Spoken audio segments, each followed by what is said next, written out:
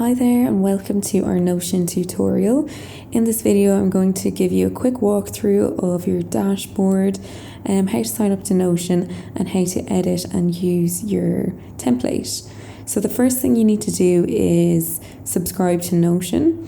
So the template does work with a free Notion account, and when you go on to notion.so you can see their pricing here. So it does work with the free account, but the more files you upload, the more space you might need. So if you do intend to upload lots of documents and contracts and images, then you may need to upgrade to a Plus account, or a business one is better if you have plenty of guests and lots of documents. So once you subscribe, you could use the free one, and then if you need to upgrade, you can upgrade. Personally, I don't upload that much to it, so I can get away with the free one, which is great. Once you've subscribed to Notion, the next thing you'll need to do is duplicate the template. So you'll have received a downloadable PDF, and in the PDF will have been a link which will send you to this template. So the first thing you need to do is just hit duplicate. So once you hit duplicate, it will copy the template to your workspace, and from there you will be able to edit it. So I've already got it in my workspace, but if you click duplicate, it will load like this. It may take a few minutes to load because there is a lot of data in it, and then it will open up in your workspace. So once you have installed it in your Notion, you will see you can open it in the dashboard like this. This is an app where you can edit your templates. So over here we have a little toggle for the sidebar. You can see all the templates that I have previously made or installed, and there's a list of them here. The one we're working on at the moment is the template, the real estate one. So I'm going to give you a walkthrough of the Notion template and everything that is included in it, so that you understand how it works, what has been included with your purchase, and how to add items to it. So we're now on the dashboard, so think of this as like the home page. This is where you'll find all of the information. You've got your menu bar over here on the left, and we've put all the main items on the home page, such as reminders and things that are time sensitive. So in the morning when you clock into work, here's the best place to go to see what is due today and gather your thoughts for the day. So on this homepage, you can edit the title, you can put your name in, whatever you like to edit. You can just click and highlight it, and then you can change it to, say, Jen's template. You can click on this and change the icon. There's loads included here. They even have emojis if you prefer something a bit more colourful. You can add or change the cover photo on the top. At the moment we don't have any. You just click on the button, hit change cover, and you can see that there's a selection here. You can upload your own, or you can even find something on Unsplash. So for the purpose of this tutorial, I'll just add any of these. We'll just put this little minimal one here, and that will update, and then you can reposition it by hitting reposition and dragging it around. So when you scroll down, we've got this little toggle here, so you can keep track of your sold listings, whether it's all time this month or this week, whatever keeps you best motivated. Then on the left hand side, you can see we've got the menu bar. So this is like, this shows all the access to all the other pages that are included in the template. So we've got buyers, CRM, sellers, listings, your master to-do list, which also contains the habit tracker, your notes, your content calendar for social media, transactions, expenses tracker, document, testimonials, brand assets, and your list of utility and service providers. So this is where you can navigate, your main navigation. If you ever want to return to the home page, which is this page, you just click it up here on the top left hand corner. Under this, we've got our daily follow-ups.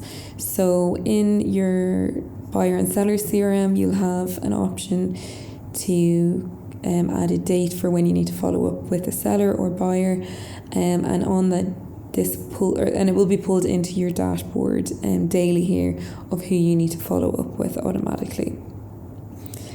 Along the top, this is handy if you need to leave a note for yourself for the next day.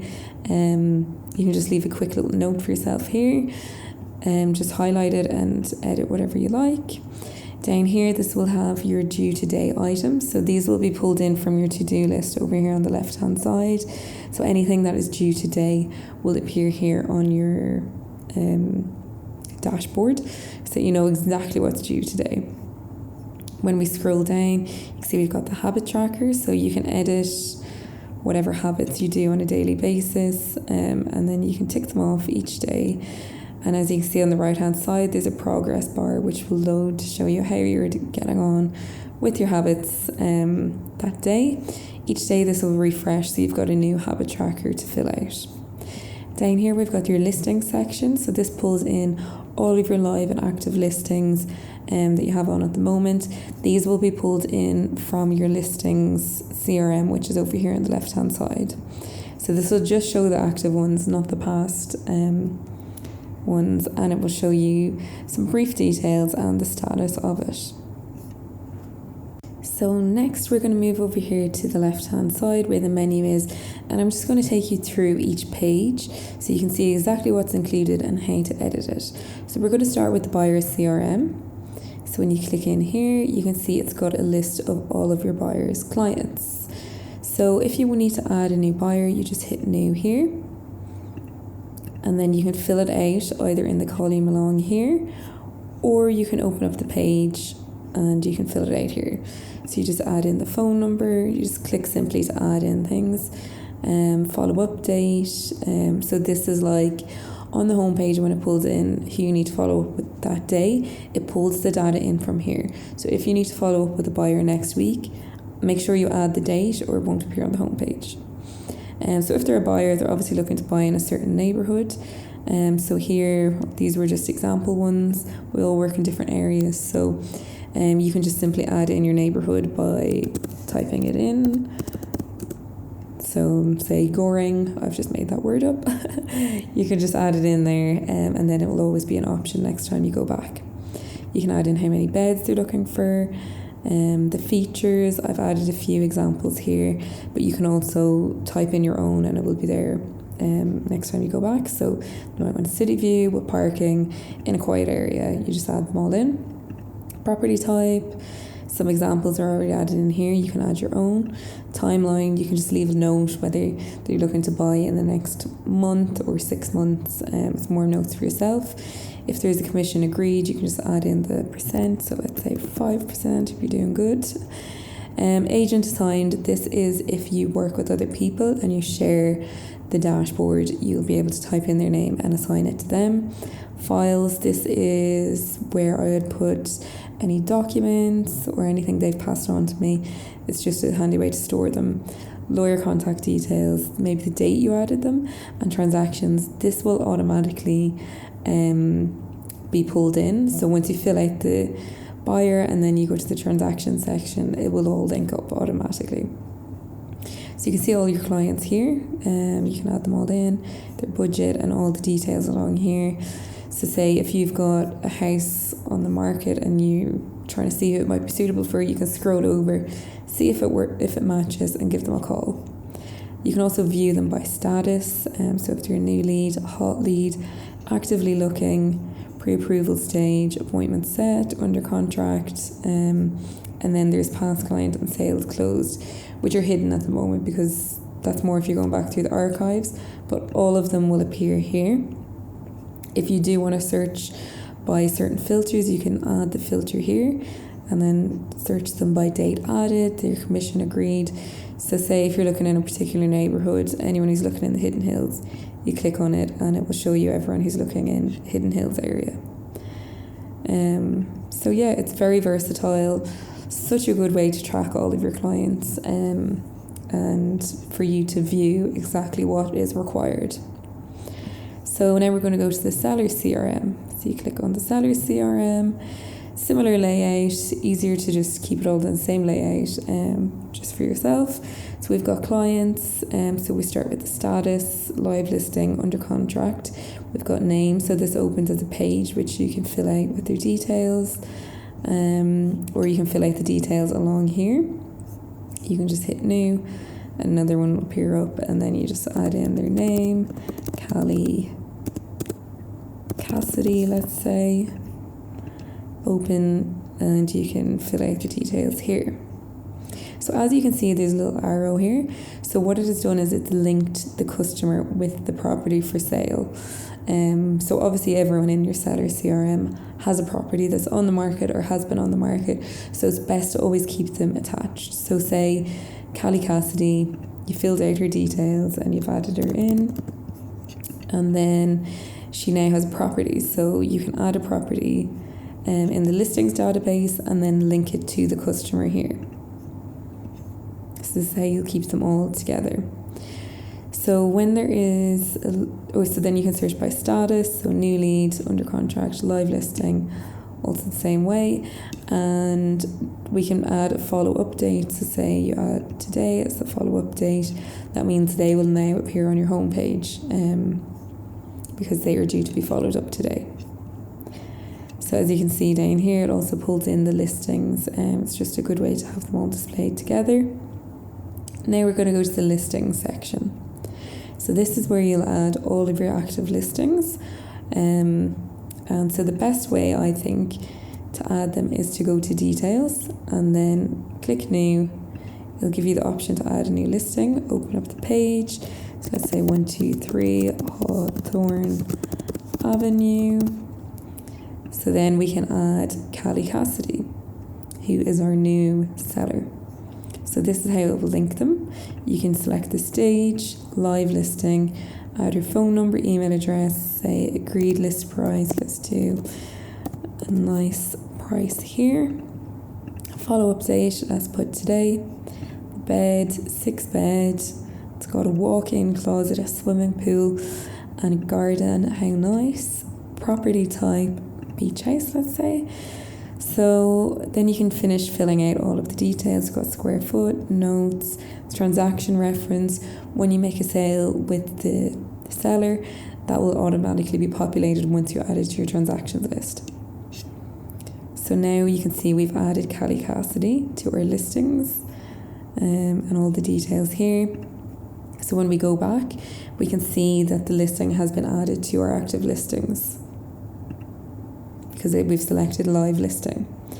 So you can add the photos down here. If you just scroll along, listing photos, choose file, and you can upload the files, or you can embed a link. Sometimes it's easier if someone has sent you a Google Drive link to just add the link. Once you add a photo, then it will populate as the cover here. So you can also search your listings by status. If you click on status, so you can see all the listings that you have on at the moment, and just scroll across there.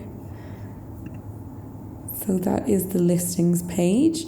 So as you can see, we've added Callie Cassidy as the seller. So if we go back to the sellers CRM, you can see now beside Callie Cassidy, it has added her property that she has for sale. So that is the best part about it. Everything is interlinked. You can see exactly who, what, and where is all going on at the same time.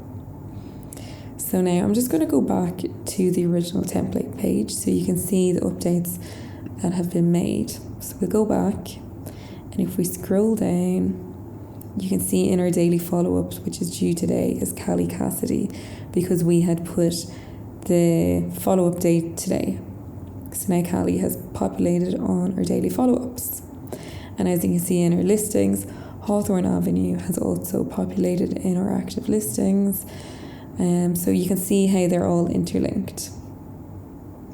The next thing I'm going to go on to is actually the transactions page, because it is linked to the buyers, sellers, and listings. So if you click on transactions, similar kind of layout. So say you need to add a transaction. So you've just closed on a property and you want to put in transaction 003. You can either put it by transaction number, maybe you want to use the address, whatever way you tend to organise and work suits you. You can do closed, price, let's say 1. So personal commission. If you want to put in your personal commission, you can put that in there, and then it will calculate your earnings. So this wouldn't be the brokerage commission, this would be your cut. So let's say it's like 2.25%. Your earnings are 27,000, so it's automatically calculated that. So let's add the transaction date, the contract. This is where you can upload the final documents. Let's add the buyer. It's Carla Cortez, let's say. The listing was Hawthorne Avenue, Callie Cassidy. So we know that Callie Cassidy is the seller of Hawthorne Avenue. So now that we've added that transaction, you can see all of the details are here. And we also have a section for closing this month. So if these ones closed or closing this month, it will automatically populate here. So then when we go back to the listings page, I'll show you, you can see here is our listings. And over here now we have linked the property, the seller, and we also have the transaction linked. So once the transaction has gone through, so everything is kind of seamlessly stored together, which is brilliant. Next thing I'm going to show you is the to-do list. So this is your project manager. This is how I like to keep my to-do list anyway. I like to have one full list, so when I have a thought I can just jot it down. So let's say print open house sign. Let's add that. So that's work. You can also add other options. You can add open house as a section if you want. So due date, say that's due today. Let's do that today. And that is medium priority. Notes, if you need any notes to add, and it's not started. So then you can filter it by week, what's due this week and what's due today. So this is why I like to have a full list and just add everything in one place and then break it down by week or by due date. And then of course you can also filter them by, say, priority. So you can just choose medium priority, and I'll show you medium priority. Or if you want to filter it by, let's say, tags, all your work ones, they'll show up together. So the due today also populates on the home page. So let's go back. So now we have print open house sign. That's due today and it's not started. Once you've completed it, you just hit done. It will still remain there, but tomorrow it will disappear. Yeah. So next thing I'm going to show you, in the to-do list also it's got the habits down here. So this is the habit tracker that's on the home page. And as they go on, they'll all populate as well. So now we're going to click on the notes section. So you just hit on notes and it'll bring you to your notes page. So here is all notes. We've got everything together. You can filter it by tags. So say everything has a tag. So it could be daily thoughts, brainstorms, client meetings. So every time you make a note, it's always best to just give a tag to it so then you can always search. So say you're going into a meeting, you need to take some notes. You can just hit new. It'll bring you out a new one. So let's do meeting with Sarah. It'll give you an automatically created date. So let's do client meeting. And you can just delete meeting notes. If you have a new tag, like you want to add your own, these are just ones that I created as suggestions. You can just type it in here. So let's say you regularly meet with Sarah. So you can put Sarah meeting and that can be your new tag. But for this, we'll just do client meeting. So then you can add some text in here about what happened in the meeting. Down here you can also just add further text, like do bullet points, and then you can just start making your bullet points down here. And you can also add anything else. To say you want to change the format of this and add files and media, you just click on add and then files and media. It'll give you an option. So this is like adding a new category to your table. You can keep it as files and media, or you can change that to documents or whatever. And also anytime you click on this little box, it gives you an option to add a new icon. So say we're going to go with that one. So now you've got an option to upload a document. Maybe you talked about a PDF or presentation, you can add it here. So now, as you can see, the meeting with Sarah has added in here. It's got the correct tag, client meeting, and it's got the date created. Up here we can search by category. So say you need to find all your client meeting notes, you just hit client meeting and all the client meeting notes will appear. I've also, for ease of use, added one section here which is client meetings, and then there's another one for daily notes. And you can add sections to this if you want to have different filters. You just hit new view. As you can see, it's created a new view in the table. You can create a new name, so let's do September. Say we just want the ones of September to appear. Choose your icon, let's do a calendar. And then the way that we filter this is by clicking on these three dots. So in this, we'd want to show the filter, and then we do created date. And created is, so let's do from September between, so 1st September and 30th September. And then we've got all the notes that were created in September.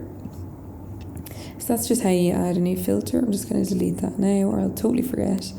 And you can, it's very versatile, like you can change even the view of the board. So say that's the list that we're using at the moment, but you can choose a board, you can choose timelines, calendar views. So the next section we're going to view is the content calendar. This is very handy if you're working in a team and you've got a few people as part of your dashboard, or even just for yourself. So the way that the first organization view is status. So these are all to do. So if you've got a new idea for an Instagram post, you can add it here. So let's give it a name. Insta post. You can assign someone if you're on a team. You can change the status. Let's just start with idea.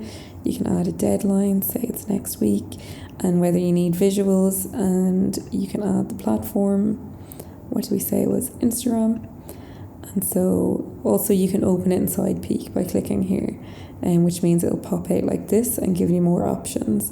So say you've got some image ideas, you can upload the media, you can add caption, body text, the hashtags to be used, keywords to be used, and then like if there's a link that needs to be shared, and once it's published you can also add the link here. And so that's that one. So say it's an idea at the moment, but you've done some work and now it is in progress. So as you can see, you can drag it over. It kind of works similar to Trello if you've ever used Trello, and the status is automatically updated to in progress. So you can change the status. So say if it's in review, say you've sent it to your manager or someone else and it's in review, you can update that. If your manager is in the same dashboard as you and they have done changes requested, or maybe you've requested changes, change it to that. And then once it's approved for publishing, it's still in progress, but once it's published, it's over in the completed section here. Then we can go to the content list. So if you prefer a list view, similarly, you can just add it in here. So the name of the post, the platform, press release maybe, it's an idea, it automatically goes to idea until you've done some work on it. So it's got all the same options here. It's just really a different view. Everyone's different in how they like to view things. If you click on the calendar, it will show you exactly what is due to go out on each particular day and what status it's at. So if you can see that time is getting close to a certain date and it's still in idea mode, you'll know that you need to rush and get it done soon. So then we've got two other views, platform by status. So if you want to see what blog posts are coming up, Facebook, Instagram, and then ready to publish. This will show all the content that is approved for publishing, which means it needs to go to the next step of actually scheduling it on Facebook or Instagram or whatever platform you use.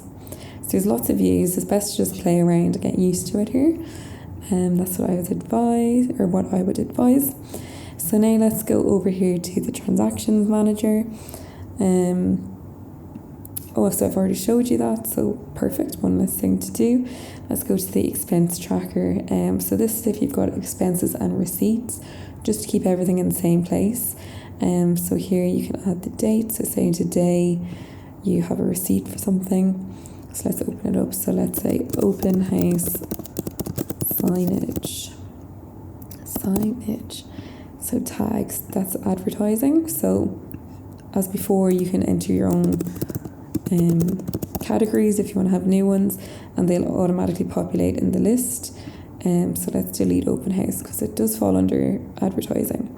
The account, you can also add your accounts or delete any of these. It was paid on the business account, let's say, and it was $20. The date, you can add any notes. You can upload the receipt here. If it's related to a particular listing, let's say Hawthorne Avenue, just so you know, and it's been paid, and you can put in what tax was paid on it too.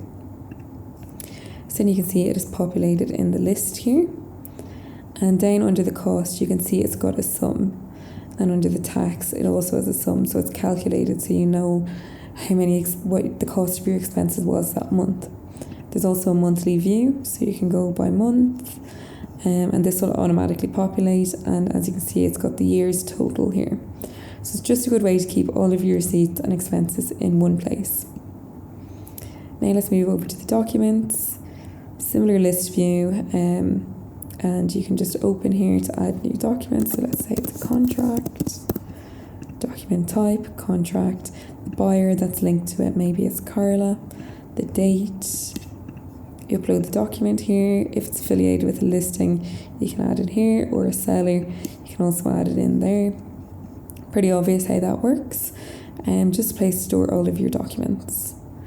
So testimonials, this is the testimonial section. So if you have the customer who leaves you a testimonial, you can add it in here so you can keep track of all of them, and it's in a nice post view. So say you've got a new one, you can add it in, testimonial 2, and just fill out all of these. If they've got a headshot, you can upload it. Buyer details, someone you've worked with before, you can link them in. By linking them here, it will also link to the CRM so that you can see their contact details. If you need to contact them, you can choose the star rating, and you can add in all of the details here. The testimonial goes in here, then it will show up here, or if you prefer the list view, it's also in the list view beside. And let's go to the brand assets section. If you click on brand assets, this is just the place that you can keep all of your logos, fonts, maybe it's your brand deck, in one location. So as you can see, we've got 2 logos here. If you need to add an asset, you can just add it in here. So let's say it's a font. You can choose your category. You can also make your own category by typing something new in. You can upload the file, any notes you need to include, and the type, maybe it's PDF. And I'll create a new asset here. You've also got the table view if you prefer to do that. And that's where you can keep all of your brand assets in one place. It's handy just to have them all in one location for if somebody ever asks for the logos and the fonts, that you've got them close to hand. When we go down here to service providers, we have a list of all of our service providers and utility providers, which is good for handing out to clients. So they can be grouped. I've just made some suggestions here of home inspectors, interior designers. There's also 8 hidden groups here. So once you start to populate this, they'll appear here. So that's the contact lists, and by category, you can add your own categories too. And that's the list view, if you prefer to have it as a list. And you can just add in a new one here. Once you open it, then it will give you all of the options. You can see there's all the services I have as options, but you can add your own just by typing. So that's kind of an overview of how to add all of your details into the template. As you can see, everything populates on the home page. You can customize the covers, you can change the text, and just input all of your details. I think when you're first getting used to it, it's best to just put in all the details and use the template, and then you can start to kind of update fonts and stuff.